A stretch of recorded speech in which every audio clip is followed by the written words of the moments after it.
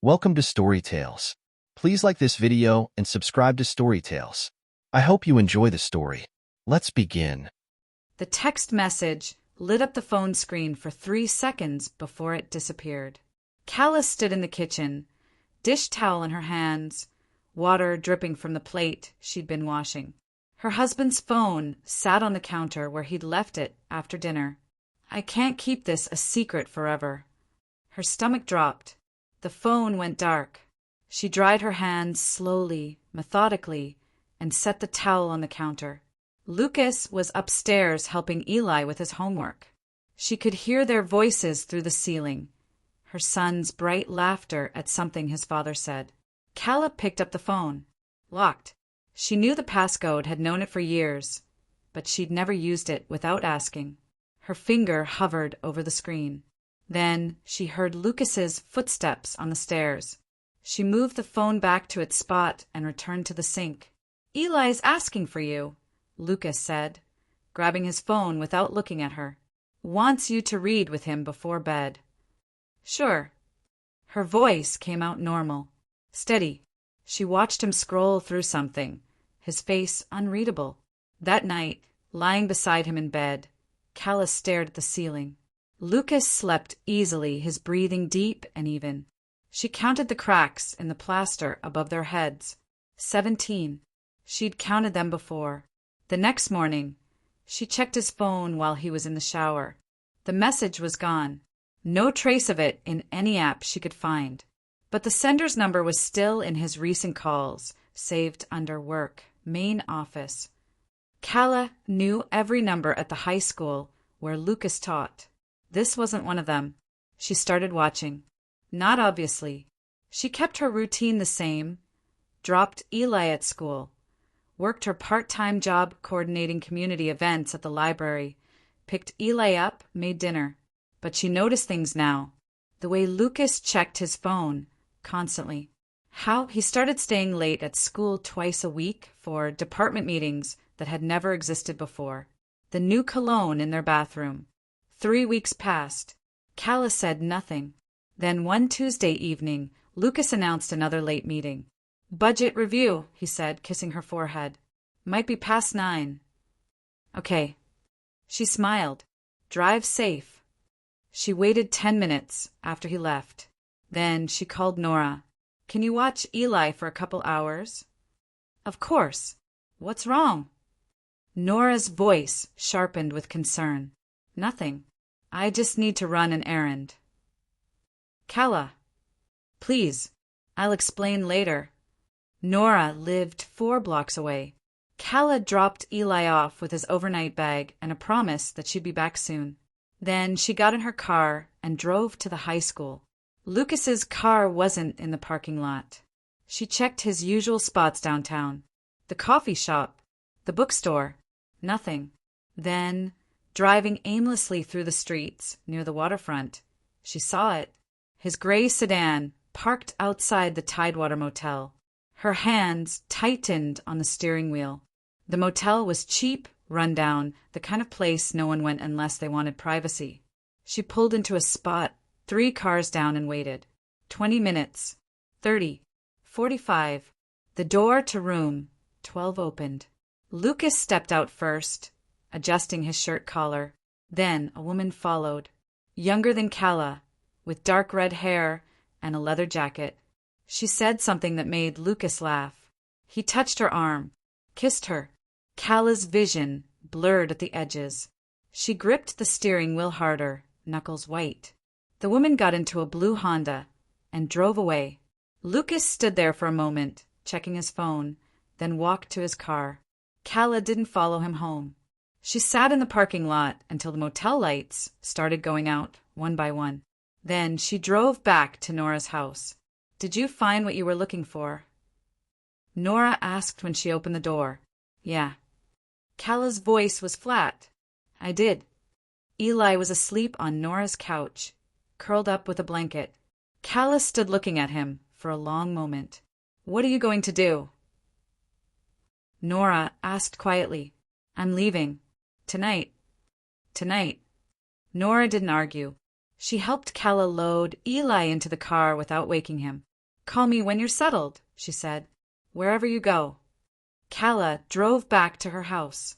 Lucas's car was in the driveway. Lights were on inside. She pulled around back into the alley and parked. She'd already packed 2 bags earlier that week and hidden them in the garage. One for her, one for Eli. She grabbed them now, moving quietly, and loaded them into her trunk. Then she went inside through the back door. Lucas was sitting at the kitchen table with a beer. He looked up when she entered. Hey, where have you been? I got home and you weren't here. Out. She walked past him to Eli's room, picked up her sleeping son from the car where she'd left him with Nora's blanket, and carried him inside. She laid him in his bed without turning on the light. When she came back to the kitchen, Lucas was standing. Calla, what's going on?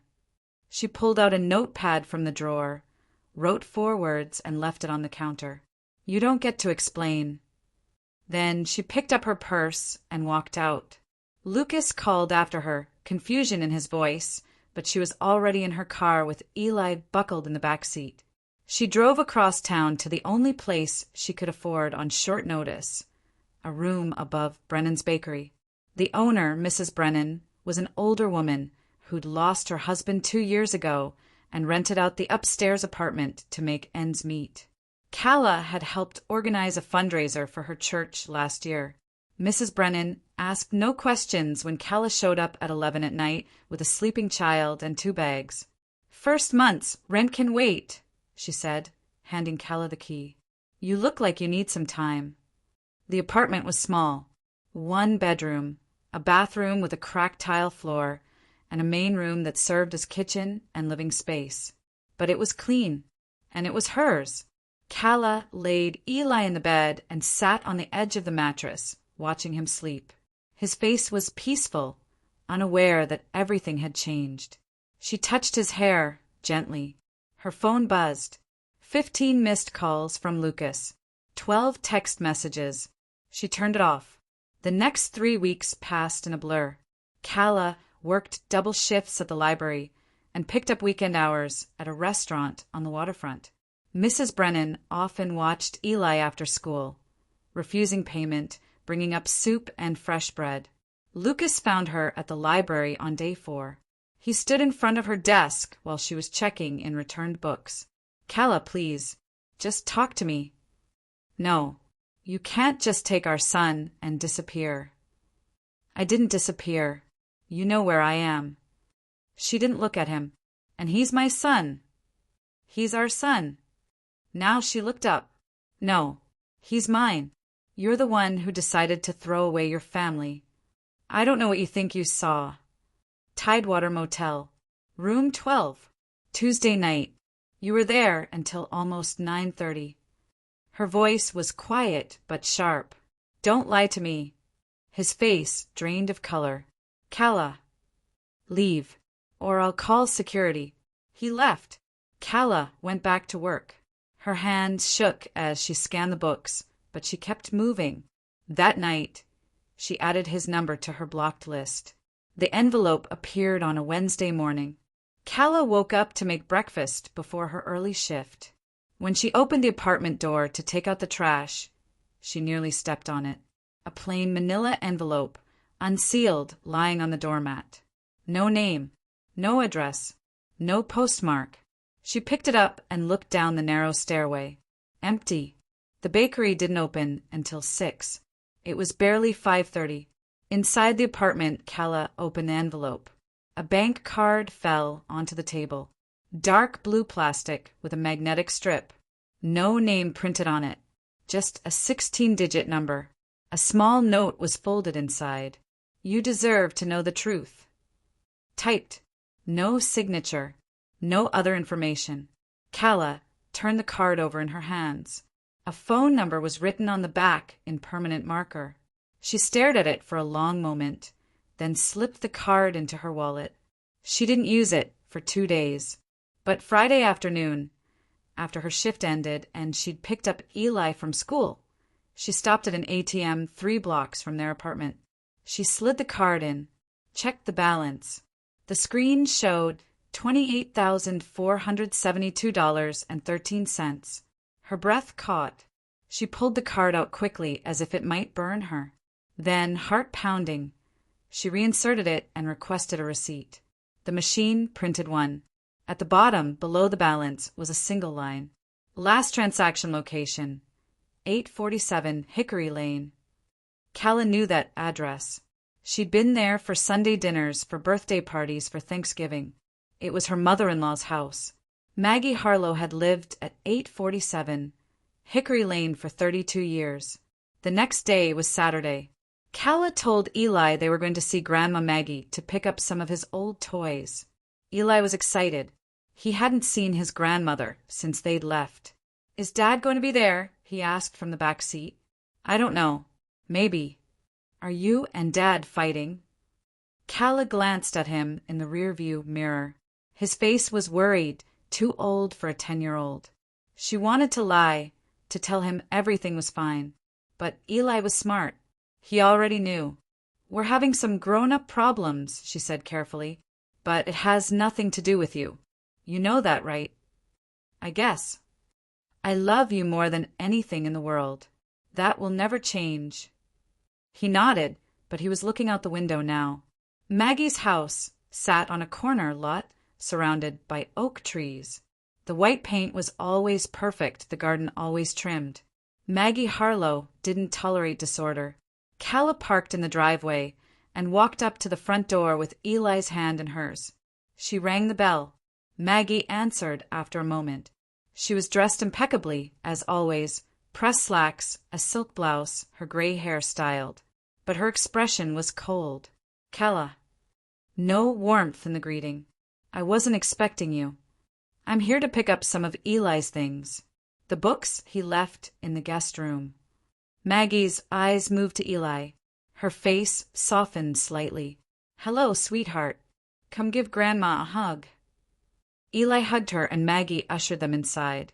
The house smelled like lemon polish and expensive candles. Everything in its place.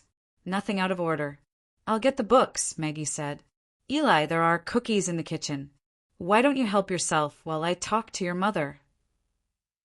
Eli glanced at Calla, who nodded. He disappeared down the hallway. Maggie closed the distance between them. "You're humiliating this family." Calla blinked. "Excuse me." Running off in the middle of the night. Taking Eli. Refusing to talk to Lucas. "People are starting to ask questions." "Let them ask." "You're being childish." Maggie's voice was quiet but firm. "Marriages go through difficult times. You work through them. You don't abandon your husband." "He abandoned me." Calla's voice stayed level. "He made that choice." "You don't know the whole story." "Then tell me." Maggie's jaw tightened. "It's complicated." "I'm sure it is." Calla turned toward the stairs. "I'll get Eli's books myself." She climbed to the second story before Maggie could respond. The guest room was at the end of the hall, decorated in pale blues and whites. Eli's chapter books were stacked on the bedside table. Calla grabbed them and turned to leave. Then she noticed the photographs on the dresser. Family photos in silver frames. One caught her eye, Lucas as a teenager, standing beside his father. Calla picked it up. The frame was loose. When she adjusted it, a folded piece of paper slipped out from behind the photo and drifted to the floor. Calla set down the books and picked up the paper. It was a letter, handwritten, addressed to Lucas. She unfolded it. "Lucas, you promised me you'd tell her the truth about Eli. He deserves to know who he really is. I can't keep hiding this. It's eating me alive. We need to tell Calla everything before this gets worse. R." The signature was just an initial, but Calla knew that handwriting. She'd seen it before on substitute teacher reports at Eli's school. Raina Keller. Her hands started shaking. The words blurred. She read them again. Tell her the truth about Eli. He deserves to know who he really is. Calla's mind raced. Eli wasn't even 11 yet. What truth? What did Raina Keller have to do with her son? Footsteps on the stairs. Calla folded the letter quickly and shoved it into her jacket pocket. She grabbed the books just as Maggie appeared in the doorway. "Find what you needed." Maggie's eyes were sharp. "Yes." Calla moved past her into the hallway. "We'll be going now." She collected Eli from the kitchen, thanked Maggie stiffly, and left. She didn't speak during the drive home. Eli asked her twice if she was okay. She told him yes, but her voice sounded distant even to herself. Back at the apartment, after Eli was in bed, Calla sat at the small table and read the letter again and again. Then she pulled out her phone and unblocked Lucas's number. She typed one message: "We need to talk. Monday. Your school. Noon." She hit send before she could second-guess herself. His response came within seconds. "Thank you. I'll be there." Calla blocked him again. She folded the letter, put it in her purse, and sat in the dark for a long time. Monday arrived cold and overcast. Calla dropped Eli at school, called in sick to work, and drove to Fairmont High School where Lucas taught. She'd been here dozens of times over the years for parent meetings, for Eli's enrollment, for Lucas's faculty events. The building was familiar, comforting once. Now it felt like enemy territory. She parked in the visitor lot and walked inside. The secretary at the front desk recognized her. "Mrs. Mercer. Haven't seen you in a while. Here to see Lucas?" "Yes. He's expecting me. He should be finishing up with his second period class. Room 204. Calla climbed the stairs. The hallways smelled like old books and floor cleaner. Students passed between classes, laughing and talking. Normal life. She wondered what that felt like. Room 204 was at the end of the corridor. The door was open. Lucas stood at the front of the classroom, dismissing his students. He saw her and froze. "I'll be right there," he said. Calla waited in the hallway while the last students filed out. One girl gave her a curious look before leaving. Then Lucas appeared in the doorway. He looked terrible. Circles under his eyes, his shirt wrinkled, his hair uncombed. "Good. Should we go somewhere private?" he asked. "The teacher's lounge is empty during lunch." "Here's fine." She walked into the classroom and closed the door behind her. Lucas sat on the edge of his desk. "I'm glad you wanted to talk. I've been going crazy. I miss you. I miss Eli. I want to fix this." Calla pulled the letter from her purse and handed it to him. He unfolded it. The color drained from his face. "Where did you get this?" "Your mother's house. It was hidden behind a photo." She crossed her arms. "Tell me what it means." "Calla." "Tell me what it means, Lucas." He set the letter down on the desk. His hands were shaking. "It's complicated." "You keep saying that. Explain it to me." He stood up and walked to the window, his back to her. "Eli isn't biologically mine." The words hit her like cold water. She'd expected something, but not this. "What?" "He's not my biological son." Lucas's voice was quiet, defeated. "I found out 2 years after he was born. We did a blood test during a medical scare. Remember when Eli had that infection and they needed to test for genetic factors?" Calla remembered. Eli had been 3. He'd been sick for weeks. They'd run dozens of tests. The doctor showed me the results privately, asked if I knew I wasn't the biological father. I told him yes, that we'd used a donor. He believed me, but we didn't use a donor. Calla's voice was very calm, eerily calm. "I gave birth to Eli 10 months after we were married. You're saying—" "I'm saying he's not mine. And according to the doctor, the timeline means—" He trailed off. "Means what?" "You would have gotten pregnant before we were married." Calla felt the ground tilt beneath her. "That's impossible." "I know. That's what I thought too." Lucas turned to face her. His eyes were red. "But the dates don't lie. Someone got you pregnant. And it wasn't me." "That's insane. I wasn't with anyone before you. We were together for 2 years before we got married. I never," she stopped, "tried to think. The numbers are wrong. The doctor made a mistake. That's what I told myself. But then I started looking into things. And I found. He gestured helplessly at the letter. Raina knows something. She's been pushing me to tell you the truth. What does Raina Keller have to do with any of this? Her mother worked with my father 20 years ago. There's a connection. I don't fully understand it, but my mother does. She's the one who's been trying to keep everything quiet. Calla sat down in one of the student desks. Her legs wouldn't hold her anymore. You've known for 8 years that Eli isn't yours, and you said nothing. I didn't know how to tell you. So instead you cheated on me? That's not. Lucas ran his hands through his hair. Raina and it wasn't about that.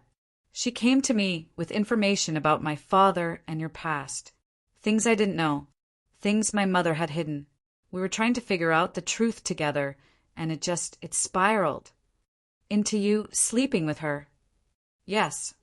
His voice cracked. Yes. I'm sorry. But Calla, you have to understand, nothing makes sense anymore. I don't even know who Eli's real father is. My mother won't tell me. Raina says it's connected to something her mother told her before she died, but she only has pieces of the story. I've been drowning trying to figure this out, and I made terrible choices. Calla stared at him. You're lying. I'm not. You're lying. She stood up. You said you don't know who Eli's father is. But Raina's letter says, tell her the truth about Eli. If you didn't know the truth, Raina wouldn't have written that. She knows. And so do you. Lucas opened his mouth. Closed it. Calla. Tell me the truth. Right now. I can't. Can't or won't. My mother made me promise. Your mother. Calla's laugh was bitter. Of course. Maggie's pulling the strings. She's always pulling the strings. She's trying to protect the family. By lying to me? By letting me raise a child without knowing the truth about his father? By hiding whatever secret you're all keeping. Calla moved toward the door. You're all cowards. Wait, please. Lucas grabbed her arm. She yanked it away. Don't touch me. I love you. I love Eli. That hasn't changed. You don't get to say that anymore. She opened the door. You had a chance to be honest. You chose lies instead. I'm done. She walked out of the classroom, down the stairs and out of the building. Students stared as she passed. She didn't care. In her car, she sat gripping the steering wheel for 10 minutes before she could drive. Her mind raced. Eli wasn't Lucas's biological child. Someone else was his father, and Maggie and Lucas and Raina all knew something about it. The letter had been written by Raina. That meant Raina had answers. Calla pulled out her phone and searched for Raina Keller's address. It took 20 minutes, but she found it. Raina was listed as living with her aunt in a town called Brookshire, about 40 minutes south. Calla started the car. The drive gave her time to think. Too much time. Questions piled on top of questions. If Eli wasn't Lucas's son, whose was he? And how could she not remember being with someone else? She'd been faithful to Lucas since the day they met. There had never been anyone else. Unless a memory surfaced, fragmented, blurry, a party during her senior year of college. She'd gone with friends, had a few drinks, more than a few. The next morning, she'd woken up in her dorm room with a splitting headache and no memory of the last half of the night. She'd never thought about it again. Everyone had stupid drunk nights in college. But what if something had happened that night? Calla's hands tightened on the wheel. No, she wouldn't go there. Not until she had real answers. Brookshire was a small town, mostly quiet neighborhoods, and a main street with a few shops. Raina's aunt lived in a modest house with blue shutters and a garden overrun with weeds. Calla parked and walked up to the door, knocked. A woman in her 60s answered. Can I help you? I'm looking for Raina Keller. I was told she's staying here. The woman's expression shifted. Wary now. Who's asking? My name is Calla Mercer. I need to talk to her about my husband. The woman sighed. She's out back. Calla followed her through the house to a small backyard. Raina sat on a porch swing, smoking a cigarette. She looked up when Calla appeared. Her face registered surprise, then resignation. I was wondering when you'd show up, Raina said. We need to talk. Yeah, I guess we do. Raina stubbed out her cigarette and gestured to a lawn chair. Sit. Calla sat. The aunt disappeared back inside the house. Did you send me the envelope? Calla asked. What envelope?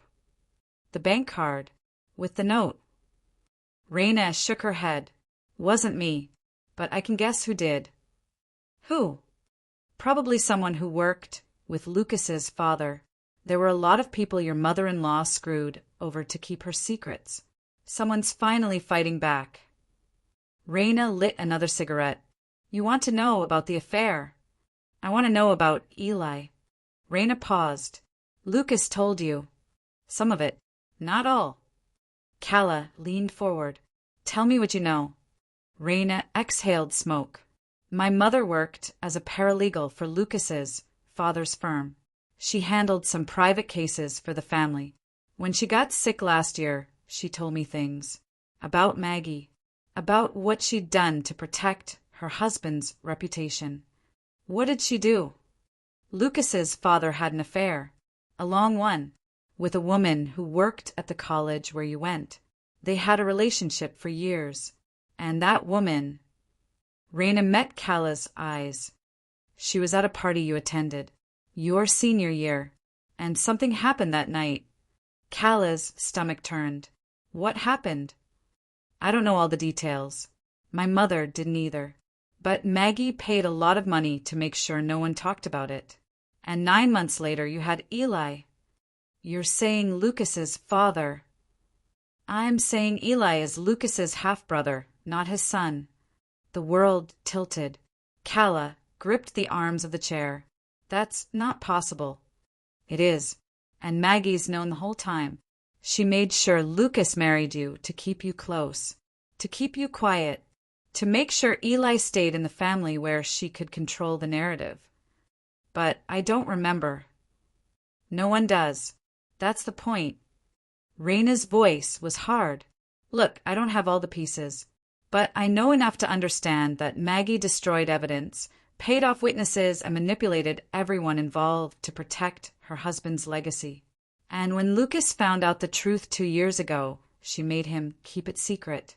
She's been paying me to stay quiet about what my mother told me. How much? $2,000 a month. For a year and a half. Why are you telling me now? Because I'm tired of being part of her game. And because Lucas promised me he'd leave you, and I believed him. Raina laughed bitterly. Turns out he was lying about that too. He wasn't leaving you for love. Maggie wanted him to divorce you, because your name is on some property documents she needs to access. If you're divorced, she can force a sale. What property? I don't know. Some family estate Lucas's father left. Something valuable. But legally, you have rights to it because of your marriage. Maggie can't touch it unless Lucas is single again. Calla stood up. Her legs shook, but she forced herself to stay upright. Did you sleep with him? Yes. Raina didn't look away. I did, and I'm not proud of it. But I want you to know it wasn't some romantic thing. He used me to get information. I used him because I was angry and stupid. We both made bad choices. That doesn't make it better. I know. Calla turned to leave, then stopped. If you wanted me to know the truth, why hide it for so long? Because Maggie threatened me. Said she'd destroy what was left of my mother's reputation if I talked. And my mom was everything to me. Even dead, I couldn't risk people thinking badly of her. Raina's voice softened. But seeing you at Lucas's school, seeing how he talked about you, you deserve better than their lies. Calla didn't respond. She walked back through the house, out the front door, and got in her car. She drove home on autopilot. Eli's school would let out in an hour. She needed to pick him up, act normal, be his mother. But nothing was normal. Her son wasn't her husband's child. Her son might be her late father-in-law's child, which meant Maggie had orchestrated everything. The marriage, the lies, all of it, the bank card, the envelope. Someone was trying to help her. Calla pulled over to the side of the road and called Nora. "I need you to watch Eli tonight," she said when Nora answered. "Of course. What's going on?" "I'll explain later. Can you pick him up from school?" "Already done. Where are you going?" "To finish this." She hung up before Nora could ask more questions. Then she drove straight to 847 Hickory Lane. Maggie's car was in the driveway. Calla parked behind it, blocking it in, and walked up to the door. She didn't knock. She opened it and walked inside. "Maggie!" Footsteps from upstairs. Maggie appeared at the top of the staircase, her face alarmed. "Calla? What are you doing here?" "Come down here. You can't just walk into my house." "Come. Down. Here." Maggie descended slowly, her face composed now. "What do you want?" "I want the truth." "I don't know what you're talking about." Calla pulled out the letter and threw it at Maggie. It fluttered to the floor between them. "Stop lying. I talked to Raina. I talked to Lucas. I know what you've been hiding." Maggie picked up the letter, glanced at it, and set it on the hall table. "You don't know anything. Eli is your husband's son, not Lucas's. You've known since he was born. You paid people to keep quiet. You manipulated me into marrying Lucas so you could keep control of your family's reputation. That's not. And you've been paying Raina Keller to stay silent about what her mother knew. You're trying to get Lucas to divorce me so you can access property that's legally mine." Calla stepped closer. "Am I missing anything?" Maggie's face was pale, but her voice stayed steady. "You're hysterical." "I'm the opposite of hysterical. For the first time in years, I see exactly what you are. You're a manipulator. You destroy people to protect your image." "I protect my family. By lying to your son? By letting me live a lie? By treating my child like a secret you need to bury?" "Eli is my family," Maggie said sharply. "That's why I did what I did. To keep him safe. To keep him with us, where he belongs. He's my son. Not yours. Mine. He's my husband's son. That makes him mine too. Your husband is dead. You don't get to use him to justify this anymore." Maggie's jaw tightened. "Families keep secrets for survival, Calla. You'd do the same for your son." "I'd burn the world before I'd let him live on lies." They stood facing each other in the hallway. The clock on the wall ticked loudly in the silence. Finally, Maggie spoke. "What do you want?" "I want every penny you've hidden, every document, every piece of evidence about what happened to me. And I want you to leave me and Eli alone. And if I refuse, then I'll take everything public. I'll go to the school board about Lucas's affair. I'll go to the press about your husband's history. I'll make sure everyone in this town knows exactly who the Harlow family really is." Maggie's face hardened. "You'd ruin your son's life to get revenge." "I'm protecting him. From you." Maggie laughed. A cold, bitter sound. "You think you're strong enough to take me on? You're nobody. You have no money, no connections, no power. I will destroy you. Maybe. But I'll take you down with me." Calla turned and walked out the door. She got in her car and drove back to her apartment. That night, after picking Eli up from Nora's and putting him to bed, Calla sat at her kitchen table with the bank card in front of her. She'd been afraid to use it, afraid of what it meant. But now she understood. Someone was giving her a weapon. She logged into the online banking portal using the card number. It took 3 tries to guess the password, but she got it. Truth 2025. The account held $28,400 $472.13. Every transaction was documented, and the original source of the money was a trust account under Lucas's father's name. Money that had been funneled through various accounts over the years. Money that legally belonged to Eli, but Maggie had hidden it. Probably forged documents to keep it out of Calla's reach. Calla initiated a transfer, every dollar, into her personal checking account. The confirmation screen appeared. Transfer successful. She logged out, deleted the browser history, and put the card in an envelope addressed to Nora for safekeeping. Then she opened her laptop and started writing. An email to the school board detailing Lucas's relationship with Raina Keller. Another to the editor of the local newspaper with copies of the letters she'd found and a summary of Maggie's payoffs. A third to 3 of Lucas's closest colleagues. She attached scans of bank statements showing Maggie's payments to Raina. Screenshots of the trust account. The letter about Eli. She wrote everything carefully, factually, without emotion. Then she hit send on all 3 and waited.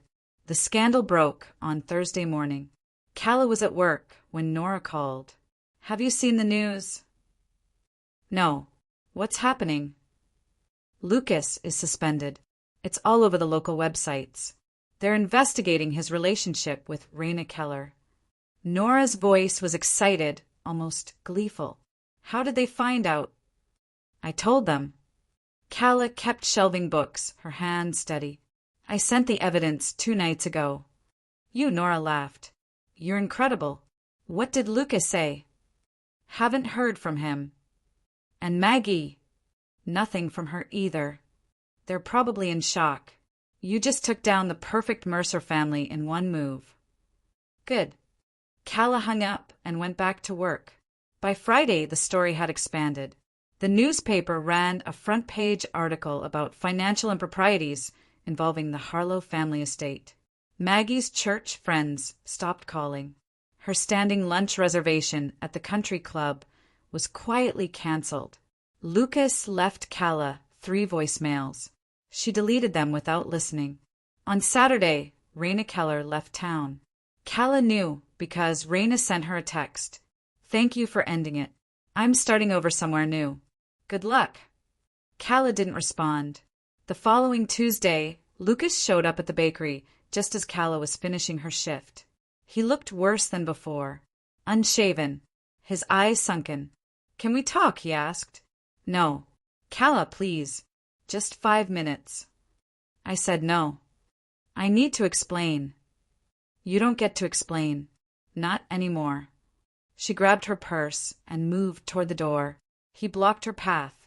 "You destroyed my career, my mother's reputation, everything. You destroyed it yourself. I just made sure everyone else saw what you really are." "I'm the father who raised Eli. Doesn't that count for something?"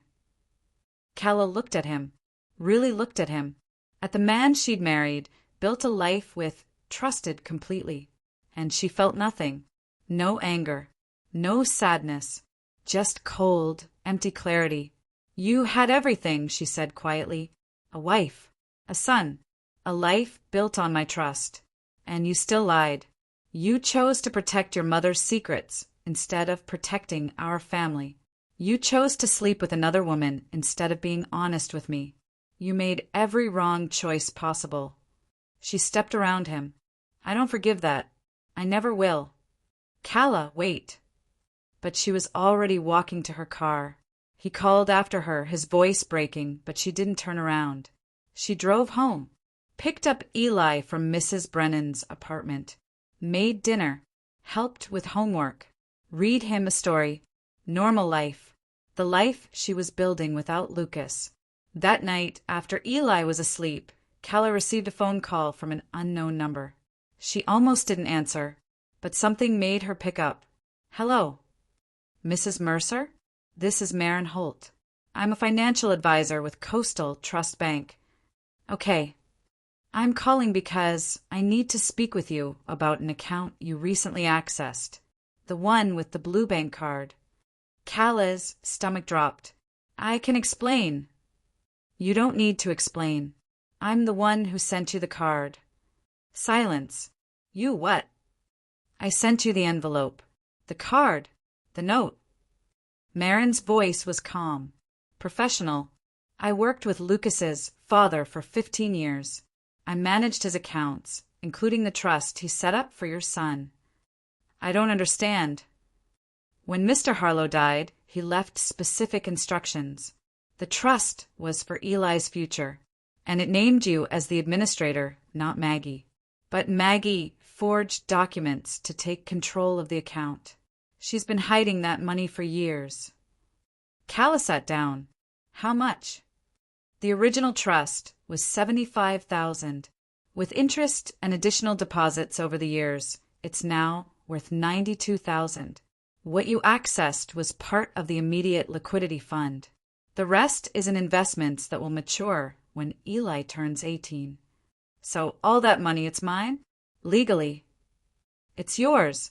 Always has been. I've been trying to find a way to get it to you without alerting Maggie. When I heard about your separation, I saw an opportunity. Why didn't you just call me? Because Maggie has connections. Lawyers. She would have buried me in litigation before you saw scent. I needed you to have the money first, and I needed you to have evidence of what she'd done. Marin paused. I've been watching her manipulate people for years. Someone needed to stop her. She'll come after you now. Let her. I've documented everything, and I have lawyers too. Marin's voice warmed slightly.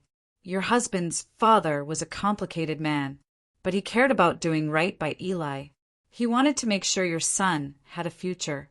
I'm just making sure his wishes are honored. Thank you. Calla's voice was thick. I don't know what else to say. You don't have to say anything. Just take care of your boy. The call ended. Calla sat in the dark for a long time, processing everything. The next few weeks blurred together. The school board investigation into Lucas concluded with a formal reprimand and suspension without pay for the remainder of the term. His contract wouldn't be renewed. Maggie tried to call Calla twice. Both times, Calla blocked the number immediately. In late November, Calla used part of the money to put a deposit on a small house near the water. It needed work. The paint was peeling, the garden overgrown. But it had 3 bedrooms and a yard where Eli could play. The mortgage would stretch their budget, but Calla had picked up more hours at the library and started taking freelance event planning jobs on the side. By Christmas, they were moved in. Eli's room overlooked the ocean. He hung glow-in-the-dark stars on his ceiling and declared it the best room he'd ever had. "Can we invite Dad for Christmas?" he asked one evening while they were decorating a small tree in the living room. Calla paused, a string of lights in her hands. "Do you want to see him?" Eli shrugged. "I don't know. Sometimes I miss him, but I like it here. Just us." "Me too." "Is he a bad person?" Calla sat down on the couch. Eli joined her. "He made bad choices. That doesn't make him bad, but does mean I can't trust him anymore." "Will you ever trust him again?" "I don't think so, sweetheart." Eli nodded slowly. "That's sad." "It is, but we're going to be okay. Better than okay." And they were. In January, Calla officially launched her event planning business. Her first client was Mrs. Brennan, who needed help organizing a fundraiser for the community center. The event raised $12,000. Word spread. By March, Calla had 6 regular clients and a waiting list. She saw Lucas once by accident at the grocery store. He was alone, loading cheap pasta and canned soup into his cart. He looked up and saw her. She turned away without acknowledging him and pushed her cart in the opposite direction. Maggie sent a letter in April. Calla threw it away without opening it. Another letter came in May. Calla burned this one. In June, on a warm Saturday morning, Nora and her husband, Henry, came over for breakfast. They sat on Calla's back porch while Eli played in the yard with Nora's kids. "You look happy," Nora said. "Really happy." "I am." Calla watched Eli run through the grass, laughing. For the first time in years, I feel like myself. Do you ever feel lonely? Henry asked. He was a quiet man, thoughtful. Not having a partner? No. Calla didn't hesitate. I spent so many years living in someone else's version of family. Lucas's version. Maggie's version.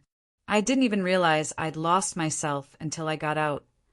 And now I'm exactly where I need to be. They finished breakfast, and Nora helped clean up, while Henry took the kids down to the beach. Alone in the kitchen, Nora turned to Calla. Lucas called Henry last week. Asked him to talk to you. About what? He wants to see Eli. He's moving out of state. Some teaching job in Tennessee. He wants to say goodbye. Calla dried a plate. What did Henry tell him? That it's not his decision. It's yours. Calla thought about it. Eli did miss his father sometimes. She'd heard him crying quietly a few nights ago when he thought she was asleep. I'll think about it, she said finally. But when she asked Eli that night if he wanted to see Lucas before he moved, Eli shook his head. I don't think so. Maybe someday, but not now. You're sure? Yeah, I'm still mad at him. For hurting you. Calla hugged him tight. You're a good kid. I know. He grinned at her. She never called Lucas. He left South Carolina in July without saying goodbye. In September, on a cool evening when the air smelled like salt and rain, Calla stood on her back porch watching the sunset. The sky was painted in shades of orange and pink, the water dark and restless below. Eli was in his room, doing homework. Music played softly from his speaker. Normal sounds. Safe sounds. Calla thought about the woman she'd been a year ago. Scared. Broken. Desperate for answers. She wasn't that woman anymore. She'd taken the lies and manipulation that had nearly destroyed her and turned them into fuel. She'd rebuilt her life on her own terms. She hadn't forgiven. She hadn't forgotten. But she'd won. Her phone buzzed. A text from a potential client asking about her availability for a spring wedding. Calla smiled and typed back a response. Behind her, the screen door opened. Eli came out and stood beside her. The sunset's pretty, he said. It is. They watched together in comfortable silence. Mom. Yeah. Are we going to be okay? Like forever okay? Calla put her arm around his shoulders. Yes, sweetheart. We're going to be just fine. And she believed it.